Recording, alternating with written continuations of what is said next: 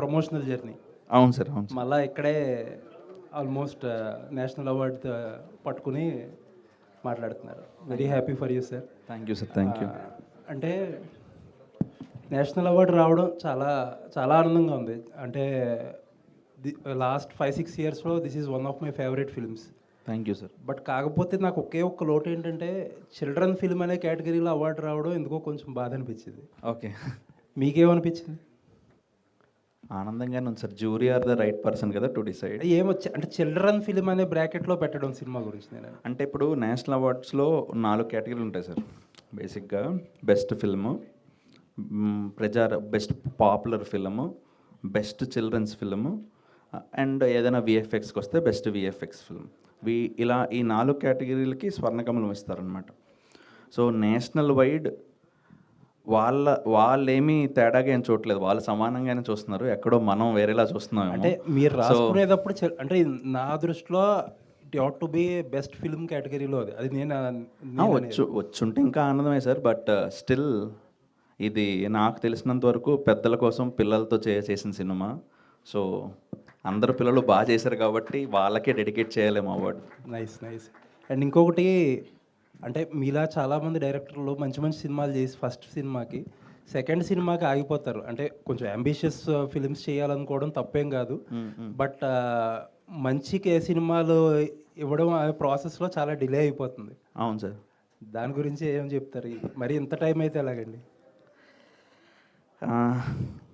రాయడానికి కొంచెం టైం పడుతుంది సార్. యా, త్వరగా చేస్తాను సార్. ఆల్ ది బెస్ట్ అండి. Looking forward. Congratulations. Thank you sir. Sir Nandakishore గారు, ఇక్కడ సార్, ఒక మంచి సినిమా తీసినప్పుడు తెలియకోకుండా ఫ్రెండ్స్ వచ్చేస్తూ ఉంటారు. ఇందాక ఆయన ఫోన్ చేసి మరి నందకిషోర్ గారు కాంటాక్ట్ యాక్టో తెలుసుకుని ఫ్రెండ్షిప్ చేస్తూ ఉంటారు. లవర్స్ కంటే కూడా ఎక్కువ మాట్లాడుకున్న సందర్భాలు ఉన్నాయి.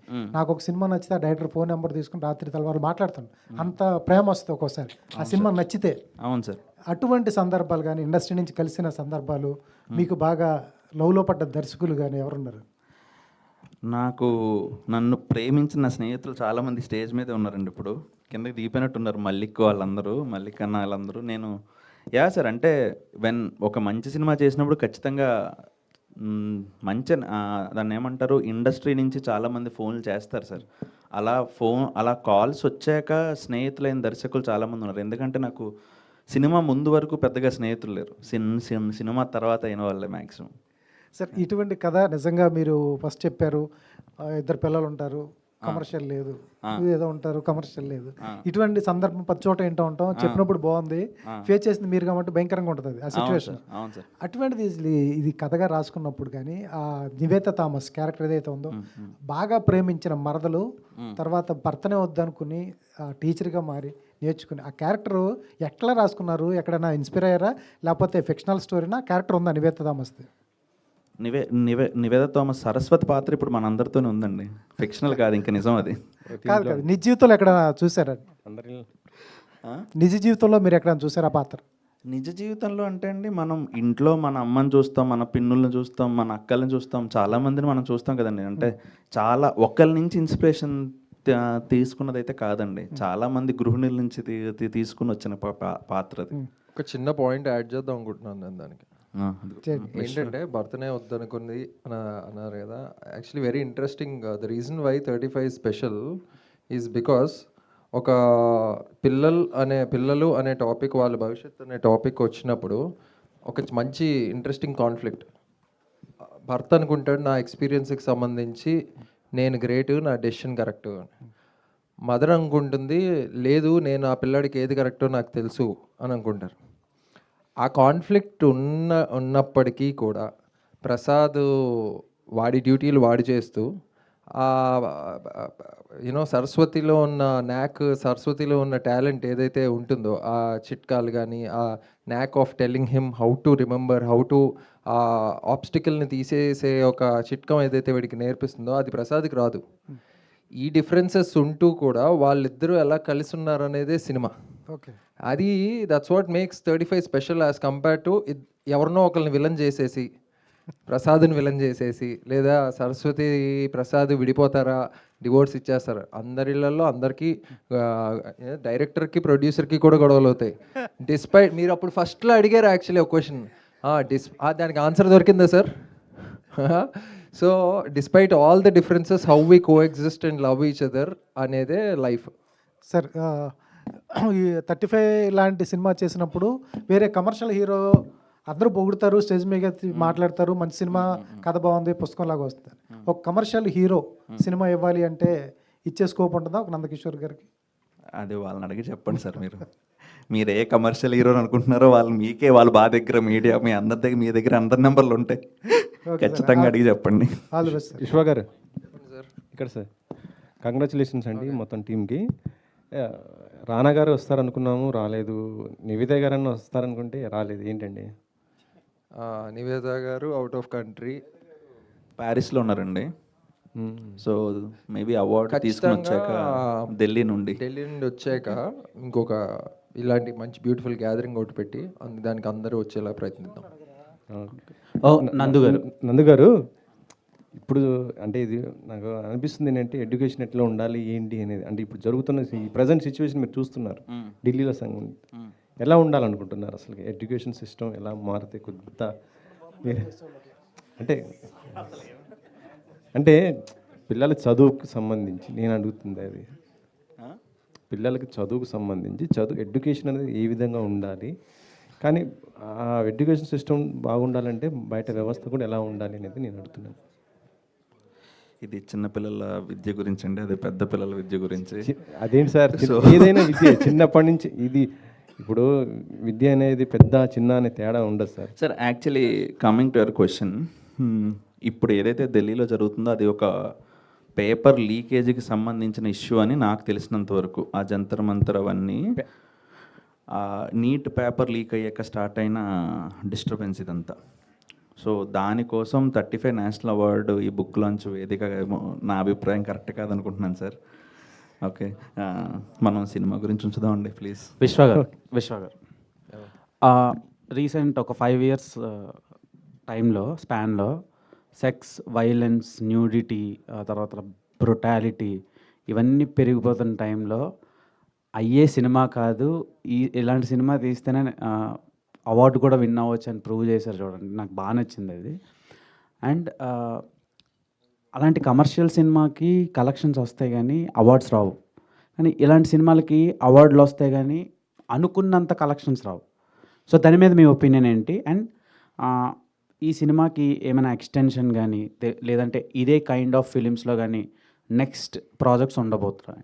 లాస్ట్ పార్ట్ నందు చెప్తాడు. ఫస్ట్ పార్ట్ ఏంటంటే ఒక సినిమా బాక్స్ ఆఫీస్ సక్సెస్ అవ్వడం అనేది చాలా ట్రిక్కీ స్పేస్. లక్కీగా మీరు అందరూ ఎంతో కొంత ఆ జర్నీ మీకు అర్థమవుతుంది కాబట్టి చెప్తున్నా. 35 is not a cost failure by the way. Second, the previous part of you question, అంత వైలెన్స్ అన్ని రకరకాలు ఉండే మధ్యలో ఇలాంటి తెల్ల కాగితం లాంటి సినిమాని ఎందుకు సెలెక్ట్ చేసుకున్నారంటే ఏం లేదు క్యాలిక్యులేషన్. కథ విన్న అసలు అవార్డు వస్తుందని కూడా తెలియదు. అవార్డు గురించి తీద్దాం ఈ సినిమా అనేది కూడా కాదు. Because it's quite an expensive film. బయటికి చిన్నగా సింపుల్గా కనిపించేదే చాలా ఎక్స్పెన్సివ్ యాక్చువల్లీ. జనాలు ఈ సినిమాకి ఎంత అయి ఉంటుందని ఒక అంచనా వేస్తే దానికి డెఫినెట్లీ దానికన్నా ఎక్కువ అయింది. ఎందుకంటే టెక్నికల్ ఫినిష్కి మేము అచీవ్ చేయాలని పెట్టుకున్నాం. కథ విన్నప్పుడు ఏదైతే ఎమోషనల్ రైడ్ నేను, సిద్ధు, హేము అండ్ సృజన్ గోత్రూ అయ్యామో అది అందరికీ పంచుదాం, ఈ ఎక్స్పీరియన్స్ అందరికీ ఇద్దామని ఎక్సైట్ అయి చేసిన సినిమా తప్పితే ఓకే ట్రెండ్కి ఆపోజిట్గా వెళ్ళేదన్న సినిమా చేద్దాం అన్న అంత క్యాలిక్యులేషన్ లేదు. మనీ పాయింట్ ఆఫ్ వ్యూలో వస్తే సినిమా వచ్చినప్పుడు మల్టిపుల్ డేట్స్ ఇటు అటు అయింది. Date communication like certain levels of కమ్యూనికేషన్స్లో పబ్లిసిటీలో ఎంతో కొంత లోటుబాటు మేము చేసామనే నేను ఒప్పుకుంటున్నా. బికాజ్ నా అసెస్మెంట్లో అయితే అప్పుడు ప్లస్ ఆంధ్రప్రదేశ్లో వరదలు వచ్చాయి మా థియేటర్లో వచ్చినాం. సో ఇవన్నీ చిన్న చిన్న సెట్ బ్యాక్స్.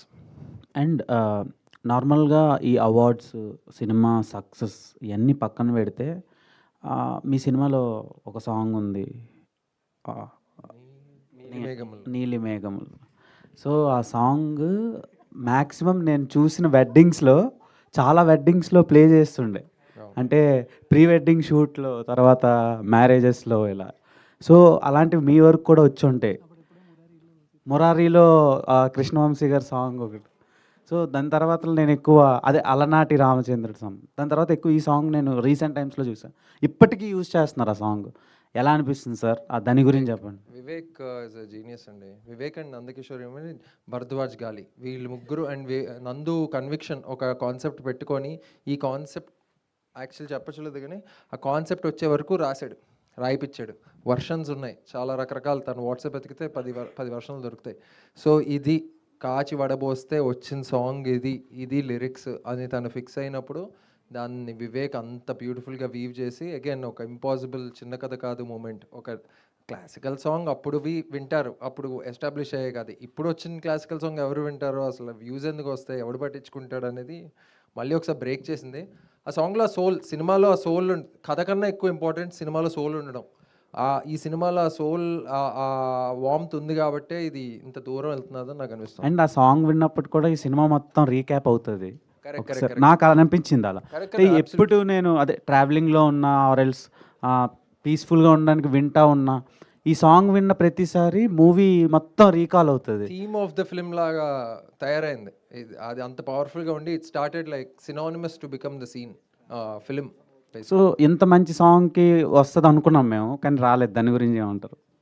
అదే నేను ఇందాక చెప్పినట్టే నివేతా థామస్ గారికి వస్తుంది అనుకున్నాం, కంపల్సరీగా రావాలనుకున్నాం, నీలిమేఘముల్లో సాంగ్కి రావాలనుకున్నాం అని చాలామంది మెసేజ్లు పెడుతున్నారు, కామెంట్లు పెడుతున్నారు.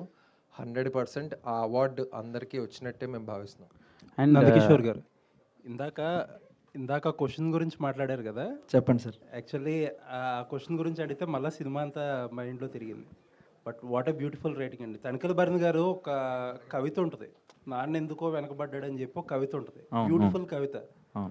బట్ ఆ సినిమాలో నాన్న క్యారెక్టర్ని మీరు మౌల్డ్ చేసిన విధానం, ఫస్ట్లో ఆవిడ నాన్నని ఎంత తగ్గనివ్వకుండా ఎంత కాపాడుతుంది, తర్వాత బాబు కోసం అని చెప్పి హస్బెండ్ క్యారెక్టర్ని ఎందుకు కాదనుకుంటుంది.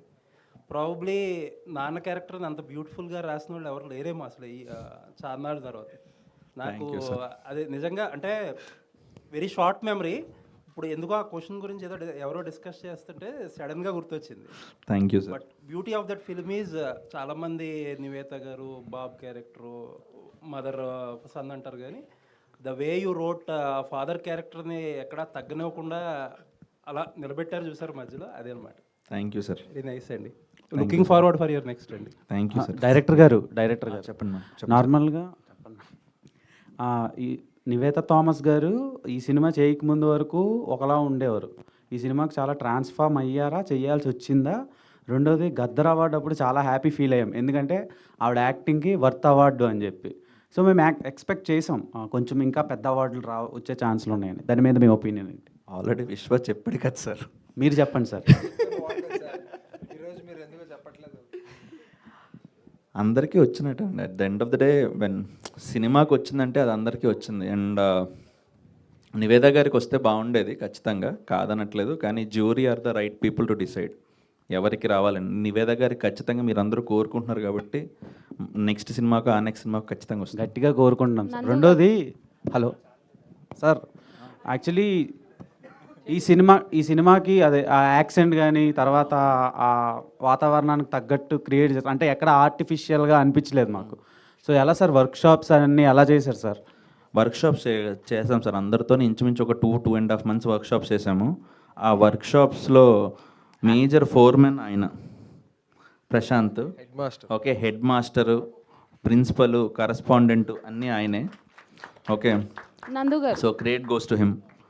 నందు గారు ఇక్కడ యాక్చువల్గా బుక్స్ నుంచి కొన్ని స్టోరీస్ తీసుకొని మూవీస్ తీస్తుంటారు. బట్ మీరేంటంటే మూవీ తీసిన తర్వాతనే బుక్ అనేది పబ్లిష్ చేస్తున్నారు కదా. సో స్క్రిప్ట్లో ఏమన్నా చేంజెస్ ఉంటాయా? బుక్లో చదివేటప్పుడు ఏమన్నా చేంజ్ చేశారా సార్? కంప్లీట్గా అలానే ఉంటుంది? ఏం రాసామో అలా ప్రింట్ చేసామండి. ఇప్పుడు ఎంత స్క్రీన్ నుంచి రాసింది ఎంతవరకు ట్రాన్స్లేట్ చేసామన్నది అందరూ అసెస్ చేసుకోవచ్చు. ఏం మిస్ అయింది, ఏం మిస్ అవ్వలేదు, ఓకే, ఏది ఎడిట్ చేసాం, ఏవి ఎడిట్ చేయలేదు, ఇట్ విల్ బి ఇదంతా యాజ్ ఇట్ ఈస్ స్క్రిప్ట్, ఇంకేం చేంజ్ చేయలేం. బుక్ అసలు పబ్లిష్ చేయాలని థాట్ ఎవరిది సార్? అంటే మేము ఇందాక చెప్పినట్టు ట్రెండ్ ఫాలో అవ్వలేదండి. మీరు అన్నట్టు బుక్ నుంచి సినిమా కాకుండా సినిమా నుంచి బుక్ వచ్చాం. నాకు ఒక అనిపించింది ఏంటంటే 35 సినిమా రిలీజ్ అయిపోయాక చూసి విపరీతంగా నచ్చిన వాళ్ళలో నాని గారు వాళ్ళ సిస్టర్ దీప్తి గారు, she was one of the most, ఆవిడకి చాలా ఇష్టం సినిమా. ఆవిడ నందుని సినిమా చూసింది 2 సార్లు, ఒకసారి చూసిన తర్వాత నందుని కాంటాక్ట్ చేసి స్క్రీన్ ప్లే బుక్ అడిగి మళ్ళీ చదివారు. సో ప్రింట్ చేయాలని ఐడియా అక్కడి నుంచి స్టార్ట్ అయింది. ఇది ఒక టైప్ ఆఫ్ ఏంటంటే ఇలాంటి ఫిలిం చూస్తే ఎలా ఉంది, చదివితే ఎలా ఉంటుంది అనే దాంట్లో. అండ్ వెంకట సిద్ధారెడ్డి గారికి కూడా ఇన్ దిస్ ప్రాసెస్ ఒకసారి హోల్ హార్టెడ్ థ్యాంక్ యూ ఈ కొత్త ఎక్స్పీరియన్స్ అందరికీ ఇచ్చినందుకు. సో ఈ ప్రింట్ చేయాలన్న ఆలోచన మాది, ఇనిషియేటివ్ తీసుకుంది మాత్రం అన్వీక్షి ఆ పబ్లికేషన్స్ అండ్ వెంకట సిద్ధారెడ్డి గారు, వాళ్ళకి థ్యాంక్స్ చెప్పాలి. నందకిషోర్ గారు. ఏ మేడం. హాయ్ అండి, congratulations to the whole team. So ఇలాంటి సినిమాలు చూస్తున్నప్పుడు అనిపిస్తుంటుంది పిల్లల మీద అప్పుడప్పుడు చదువు కోసం ప్రెషర్ పెడుతూ ఉంటారు. ఫస్ట్ ర్యాంక్ రావాలి, సెకండ్ ర్యాంక్ రావాలి అని చెప్పేసి. సెకండ్ కూడా బెటర్, ఫస్ట్ ర్యాంక్ రావాలి, టాపర్ అవ్వాలి అని అంటుంటారు. సో ఈ కథ చేస్తున్నప్పుడు అండ్ మంచి మంచి అవార్డ్స్ వస్తున్నాయి, నేషనల్ వరకు రీచ్ అయింది కాబట్టి చాలా ఫ్యామిలీలు మారాయి. సో ఇలాంటి నెక్స్ట్ మీ దగ్గర నుంచి వచ్చే ప్రాజెక్ట్ ఎలా ఉండబోతుంది అండ్ ఎంత టైం తీసుకుంటారు? ఇంకా టైం తీసుకునండి, చేస్తాను. Last 2 questions, please. నందకిషోర్ గారు. Yeah sir. So first of all congratulations అండి. Thank you. క్వశ్చన్స్ ఏం లేవు. Like I'm one among them. Arun అనే క్యారెక్టర్కి I personally got connected. Thank you. Because when I was a kid I was very much struggling in mathematics అండి. Okay. Priyadarshi గారి క్యారెక్టర్లో మా maths sir and మనోడ్ క్యారెక్టర్లో నేను చాలా రియాలిటబిలిటీ ఉంది. నేనే కాదు చాలామంది అయితే కనెక్ట్ అయి ఉన్నారు ఈ క్యారెక్టర్స్కి. సో ఐ హోప్ ఇలాంటి మంచి మంచి సినిమాలు తీసి ఆల్ ద వెరీ బెస్ట్ అండి. Thank you sir. Thank you so much. Thank you press and media. And ఈరోజు ఈ ఈవెంట్ని చిన్న సెలబ్రేషన్స్తో కంక్లూడ్ చేద్దాం. Part 2 sir? చేద్దాం సార్ అతి త్వరలో. పార్ట్ 2 అడుగుతున్నారంటే కమర్షియల్ హిట్ ఏమో బాసు.